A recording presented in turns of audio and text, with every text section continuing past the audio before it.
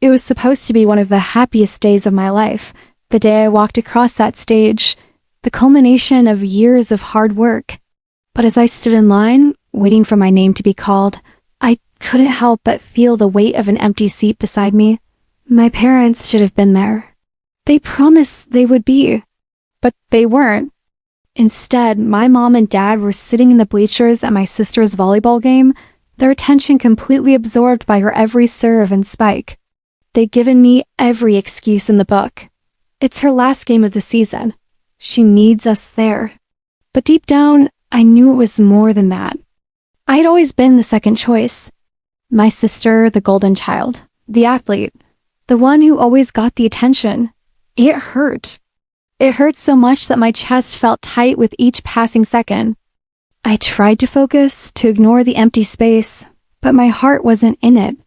The principal, a kind man who'd watched me grow from a shy freshman to someone capable of standing in front of hundreds, gave me a small smile when he called my name. It was a nice gesture, but it felt hollow. All I wanted was for my parents to witness the fruit of my efforts, to see me as I was, not just a lesser child. As I walked across that stage, I tried to fight back tears, but one slipped out anyway. My parents weren't even in the crowd. Did they even care? Had they completely forgotten about the sacrifices I'd made, the countless nights spent studying while my sister was out at practices or games? The unfairness of it all was too much. And yet, I still couldn't shake the desire for their approval. I needed them to see me. Later that evening, I found them sitting at the dinner table chatting about my sister's game. My mom raved about her performance, saying how proud they were of her. I felt invisible. My voice was lost amidst their conversation, and I couldn't bring myself to tell them how much it hurt to be left behind. They had always chosen her over me. In every decision, every event, every celebration, my sister was the one who mattered. I had spent so many years trying to gain their approval, but nothing was ever enough. The more I tried, the more distant they became. My sister's world was their world, and I was just a shadow cast aside, left to fade into the background. At that moment, I couldn't hold it in anymore. My feelings of betrayal, hurt, and resentment finally bubbled to the surface. I had always been the reliable one. The one who followed the rules, who kept my head down and did what was expected. But it was never enough. And now here I was, standing at the edge of my own dreams, and they didn't even notice. I left the dinner table without a word. I retreated to my room, locking the door behind me. I needed space. I needed to think. My heart was heavy, my thoughts a whirlwind. How could they do this to me? How could they just forget everything I had worked for? I had poured my heart and soul into every task, every project, every exam, but it was all for nothing. My parents didn't see me. They never saw me. I lay in bed, staring at the ceiling, trying to make sense of it all. The memory of their empty promises echoed in my mind. We'll be there for your graduation. We won't miss it. But they did, for a volleyball game. A game that had nothing to do with me. It wasn't just about the graduation. It was about every moment they had chosen her over me. Every smile they shared when she succeeded. Every achievement she had. Every goal she reached. They celebrated with her, while I stood in the shadows, watching. I had tried to be the perfect child. I had worked hard, done everything they asked, yet all I ever received in return was disappointment. I thought about the times when I was younger, when things were simpler. When my parents would take me out for ice cream after a good report card, or when we'd spend the day at the park, just the three of us. Those were the moments I cherished, but over time, those moments grew fewer and farther between. The focus shifted and the bond we once shared started to unravel. And now I was left to pick up the pieces of a broken relationship. I remembered the times when my parents would sit by my bed at night, asking about my day, offering encouragement when I struggled with schoolwork. I held on to those memories for so long, hoping they would return. But now I realized they were gone. My parents had moved on. They were living in a world that didn't include me. A deep, gnawing ache settled in my chest. I was hurt, beyond measure. But more than that, I was angry. Angrier than I had ever been before. Why did I have to fight so hard for their love? Why did my sister get everything while I was left with nothing? The anger twisted inside me, a storm brewing in my mind. I had been betrayed, and that betrayal ran deep. It wasn't just about one day, one event. It was about years of neglect, of being invisible, of always being second best. I couldn't let it go. I wouldn't let it go. I thought about the emptiness in their eyes when they spoke of my sister's game. They didn't even apologize. They never did. In that moment, I made a decision. I would make them see me. I would make them regret overlooking me for so long.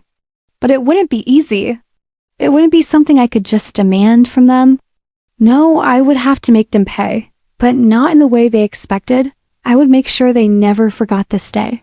And I would make them remember everything they had taken for granted. The next few days were a blur. I couldn't concentrate on anything, not school, not even the things I once enjoyed. My mind was consumed with thoughts of revenge. The betrayal had awakened something inside me, a dark seed that had been planted in my heart, and it was growing, feeding off my pain and anger. I began to plan quietly. I started paying attention to the little things, observing how my sister's life seemed perfect, how everything came so easily to her. She had the attention, the praise, the love. And I nothing. My parents didn't even notice the change in me. They didn't even realize that their perfect world was beginning to unravel. They didn't realize how far I had fallen from their grace. But I saw it now, and I would make sure they felt the same pain I had. I would make them feel what it was like to be ignored, to be left behind, to be forgotten. One evening, as I sat in my room, I heard them talking downstairs. My father's voice was louder than usual, filled with excitement about my sister's upcoming game. They were planning to go again, of course. I felt the old feelings rising again, resentment, bitterness, anger. I didn't want to be like this. I didn't want to feel this way, but they had pushed me to it. They had forced me to the edge. And now I would make sure they paid for their neglect. The thoughts swirled in my mind, a storm I couldn't escape. But as I lay back against my pillow, a feeling of resolve began to settle in. I wasn't just going to let this go. I wasn't going to let them walk all over me anymore. I would make them see, and I would do it on my terms. The pain in my heart was still there, but it was starting to morph into something else, something colder, more calculating. My resolve was hardening, and I knew that what I had to do next was just the beginning. It would take time, but I was patient. I had nothing but time. I glanced at the family pictures on my desk. My parents smiling beside my sister, their proud faces staring back at me. The contrast stung, but I wasn't going to let it define me anymore. It was time to make them notice. It was time to make them pay. The weeks that followed my graduation day were a blur of emotional fog. I couldn't shake the feeling of emptiness that had settled inside me.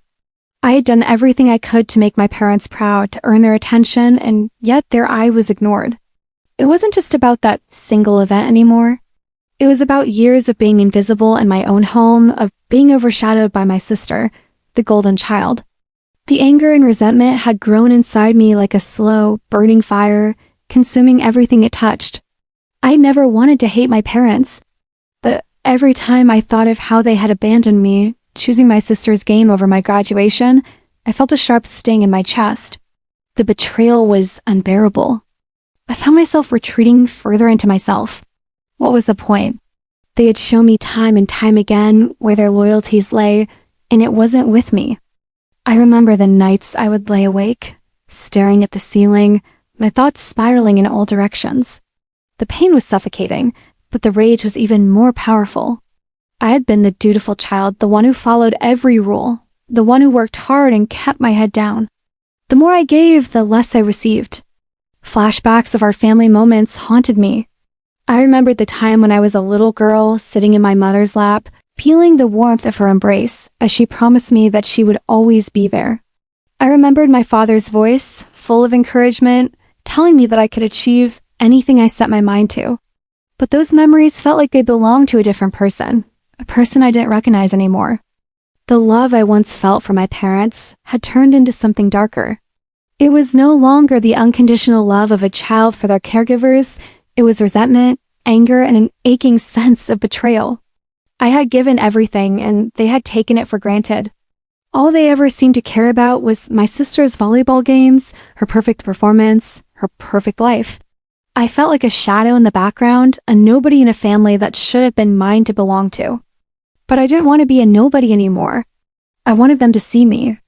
I wanted them to understand the depths of the hurt they had caused. The more I thought about it, the more I realized that they had to pay for what they had done. The idea of revenge, at first, felt foreign to me.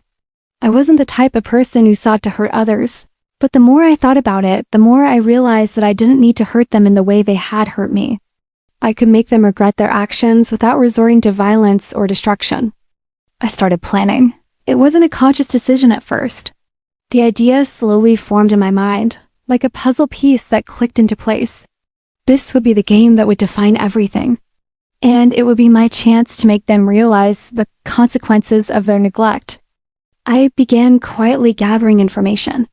I watched from the sidelines, observing my sister's every move, learning the intricacies of her game. But I didn't just want to learn about the game itself. I needed to understand the way my parents thought. I needed to know how to make my move without them suspecting anything. I also began paying closer attention to the small details in our house, the things my parents didn't notice. They were so focused on my sister's life that they failed to see how much I was suffering. I took note of their habits, their routines, their blind spots, and that was where I would strike. The voice of reason whispered in the back of my mind, reminding me that revenge could never heal the wounds I felt. But the rage inside me was too strong.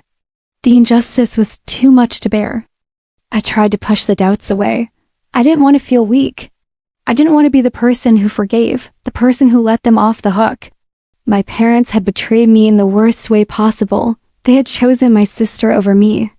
And now I would make them regret it.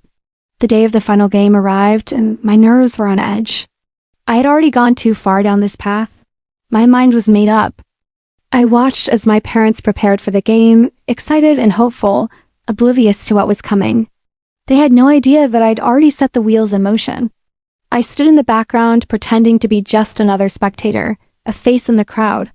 As the game began, I could see the tension in my sister's movements. The familiar rhythm of the match was thrown off, and I could tell she wasn't playing like herself. I held my breath, watching, waiting for the right moment to make my move. It wasn't about her failure, it was about making my parents see what they had done, making them understand the consequences of their actions. The game grew more intense, and my sister's mistakes became more apparent. She missed a crucial serve, then another. The team's rhythm faltered.